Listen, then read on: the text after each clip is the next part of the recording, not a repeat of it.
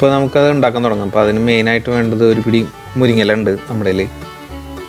പിന്നെ ഇപ്പോൾ നമ്മുടെ വീട്ടിലുള്ള സാധനങ്ങൾ ഒരു കഷ്ണം ഇഞ്ചി ചെറുതാക്കി അരിഞ്ഞത്, പിന്നെ കുറച്ച് 2 പച്ചമുളക് അരിഞ്ഞത്, പിന്നെ കുറച്ച് കുരുമുളക് പൊടി 1/2 ടീസ്പൂൺ, കുറച്ച് മഞ്ഞൾപ്പൊടി, നമ്മളെല്ലാം ഉണ്ടാക്കുമ്പോൾ മഞ്ഞൾപ്പൊടി ഇടാം. പിന്നെ എന്താ പറയുക, 1 സ്പൂൺ അരി കഴുകിയിട്ട് ഡ്രൈ ആക്കി എടുക്കുക, വെള്ളം കളഞ്ഞിട്ടുള്ളത്, കുറച്ച് ഉഴുന്നുപരിപ്പ് ഇതുപോലെ കഴുകി വെള്ളം കളഞ്ഞത്, കുറച്ച് കറിവേപ്പിലയും വേണം, പിന്നെ കുറച്ച് എന്താ വേണ്ടത്, കുറച്ച് കടുകും വേണം അത് വറുത്തിടാനായിട്ട്.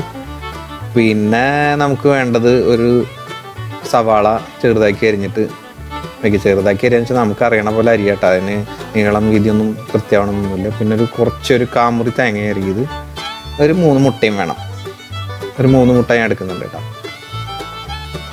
അപ്പോൾ നമുക്ക് അതിൻ്റെ പ്രിപ്പറേഷനായിട്ട് തുടങ്ങാം.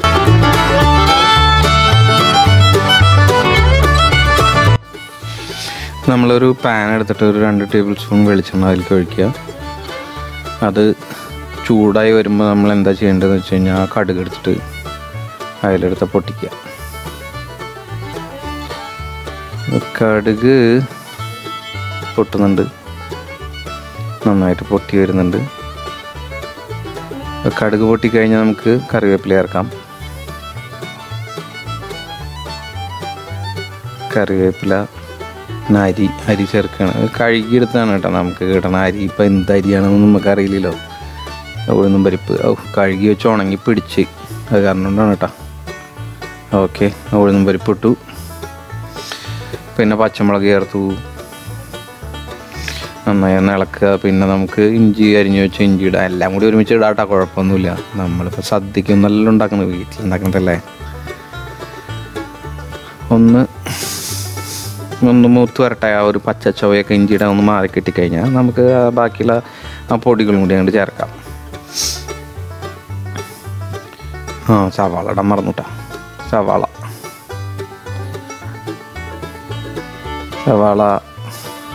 വഴറ്റിയെടുക്കാം. ആ ഒരു എന്താ പറയുക, ഒരു പച്ച ചുവയ്ക്ക് മാറി ഇത്തിരി ഒന്നൊരു ഗോൾഡൻ ബ്രൗൺ കളറാകുമ്പോൾ നമുക്ക് ഇടണം പൊടികളൊക്കെ.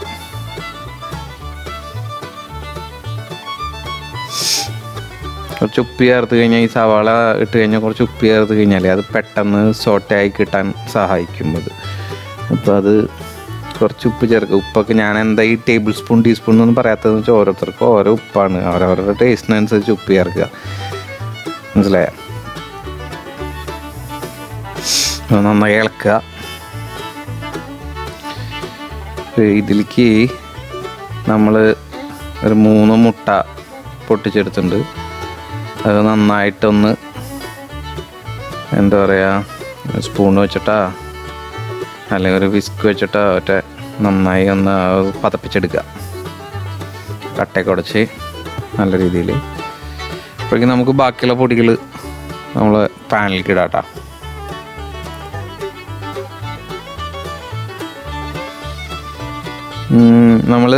ഞാൻ മാക്സിമം ഈ എന്താ പറയുക ചുവന്ന മുളക് പൊടി ഉപയോഗിക്കാറില്ല കേട്ടോ. ഉപയോഗിക്കാറുണ്ട് ചില കാര്യങ്ങൾക്കൊക്കെ, പക്ഷേ മാക്സിമം ഞാൻ ഈ കുരുമുളക് പൊടി നാട്ടിൽ പോകുമ്പോൾ വീട്ടിലുള്ള കുരുമുളക് കുറച്ചൊക്കെ എടുത്തു വരും, അത് പൊടിച്ചിട്ട് ഉപയോഗിക്കുക.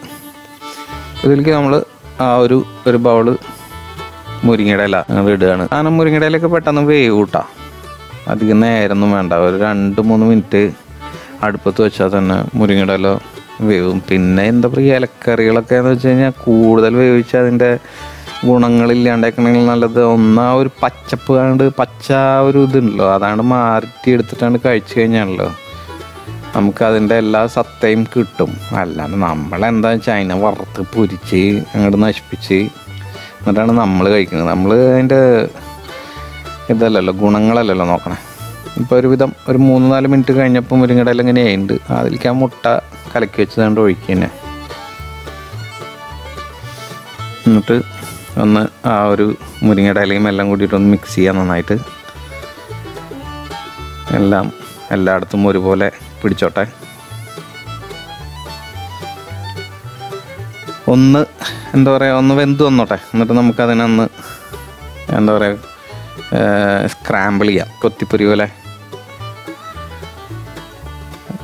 ഇങ്ങനെ നമ്മൾ വീട്ടിൽ മുട്ട കൊത്തിപ്പൊരിക്കുന്ന പോലെ തന്നെ. അപ്പോൾ ഇതിൽ കുറച്ച് ഇലയും സവാളയൊക്കെ ഉണ്ട്, അത്ര തന്നെ ഉള്ളൂ. പക്ഷെ സാധനം ടേസ്റ്റാണ് കേട്ടോ. ചോറിൻ്റെ കൂടെ വേറെ കറിയൊന്നും ഇല്ലെങ്കിൽ ഉണ്ടല്ലോ, ഇതും കൂട്ടിയിട്ട് കുഴച്ചാണ്ട് പിടിക്കാം, നല്ലതാണ്. പ്രത്യേകിച്ച് നമുക്കിപ്പോൾ ഈ ലോക്ക്ഡൗണും 3 കൂട്ടം കറിയും വറുത്തതും പൊരിച്ചതൊന്നും ചിലപ്പോൾ ഉണ്ടാക്കാൻ പറ്റിയെന്ന് വരില്ല. ഇപ്പോൾ എല്ലാവരും സൂപ്പർ മാർക്കറ്റിൽ പോകാൻ പറ്റില്ലല്ലോ നമുക്ക്. നമ്മുടെ ആ ഒരു ഹെൽത്തിൻ്റെ കാര്യങ്ങളും കൂടി നോക്കണ്ടേ. അപ്പോൾ ഉള്ളത് വെച്ച് അഡ്ജസ്റ്റ് ചെയ്യാനുള്ള പരിപാടിയാണ്. ഇപ്പോൾ ഇതിലേക്ക് അവസാനത്തെ ആ ഒരു എന്താ പറയുക, കാൽമുറി തേങ്ങ ഇറക്കിയത് വേണം നിർബന്ധമൊന്നുമില്ല കേട്ടോ, ഓരോരുത്തരുടെ ഇഷ്ടം. പക്ഷേ ഈ സാധനം ഇട്ട് കഴിഞ്ഞാൽ തോരനൊരു പ്രത്യേക ടേസ്റ്റാണ്. സാധാരണ നമ്മൾ ക്യാബേജ് തോരനൊക്കെ ഉണ്ടാക്കുമ്പോൾ തേങ്ങ വറുത്തിട്ടില്ലേ, അതുപോലത്തെ ഒരു ഫീലിംഗ് ആണ്. പിന്നെ കുട്ടികളൊക്കെ ഉള്ള കാരണം കുട്ടികൾക്ക് കഴിക്കാൻ തേങ്ങയുടെ മധുരം കൂടിയൊക്കെ ആകുമ്പോൾ അടിപൊളിയാണ്. അപ്പോൾ ഇത്രയേ ഉള്ളൂ നമ്മുടെ പരിപാടി. സാധനം ഒന്ന് തേങ്ങ ഒന്ന് മൂത്ത് എല്ലാ മസാലയും അതിൻ്റെ കൂടെ പിടിച്ച് കഴിഞ്ഞാൽ കഴിഞ്ഞു, സാധനം റെഡിയായി. നമുക്ക് ഇതിനെ എന്താ പറയുക, ഒന്ന് ഇളക്കി ചേർക്കുക. ഇപ്പോൾ ചിലർ ഇതിൻ്റെ കൂടെ ഇനിയിപ്പോൾ ലാസ്റ്റ് എടുത്ത് വെച്ച് കഴിഞ്ഞാൽ കുറച്ച് കുരുമുളക് കൂടി അതിന് മുകളിൽ ഇത്തിരി വെതറാട്ട വേണമെങ്കിൽ ചിലവർക്ക്. ഇപ്പോൾ എന്താ പറയുക, ഇപ്പം ഞാൻ കുറച്ച് ചേർക്കുന്നുണ്ട്, അധികം എരിവ് പറ്റില്ല. എന്നാലും ആ ഒരു കുരുമുളക് പൊടി അതിൻ്റെ ആ ഒരു മണമൊക്കെ ഉണ്ടല്ലോ, അത് നല്ല ഒരു എന്താ പറയുക, ഒരു ഫീലിങ്, കഴിക്കാൻ ഒരു സുഖം ഉണ്ടാക്കും. പിന്നെ നല്ലതുമാണല്ലോ കുരുമുളക് എന്ന് പറയണത്. അപ്പോൾ നമ്മുടെ മുട്ട മുരിങ്ങയില തോരൻ റെഡിയായി. ഇത്രയുള്ള വളരെ 5-10 മിനിറ്റ് വേണ്ട, സാധനം സുഖമായിട്ട് ഉണ്ടാക്കിയെടുക്കാം. അപ്പോൾ നിങ്ങൾ പറമ്പിലേക്ക് ഇറങ്ങിയിട്ട് മുരിങ്ങയിലേക്ക് പൊട്ടിച്ച് ഉണ്ടാക്കൂ. സാധാരണ നമ്മൾ കാരണന്മാർ പറയാറുള്ളത് കർക്കിടക മാസത്തിൽ മുരിങ്ങയില കഴിക്കാൻ പാടില്ല. എന്താണെന്നുള്ളത് അതിൻ്റെ കാരണം നമുക്കറിയില്ല. ഇനിയിപ്പോൾ അവരെ ധിക്കരിക്കേണ്ട. കർക്കിടക മാസം ഒഴികെ എല്ലാ മാസവും ഈ സാധനം ആഴ്ചയിലൊരിക്കൽ മുരിങ്ങയോ മുരിങ്ങക്കുരുവോ മുരിങ്ങക്കായോ എന്തെങ്കിലുമൊക്കെ ഭക്ഷണത്തിൻ്റെ ഭാഗമാക്കുന്നത് വളരെ നല്ലതാണ്.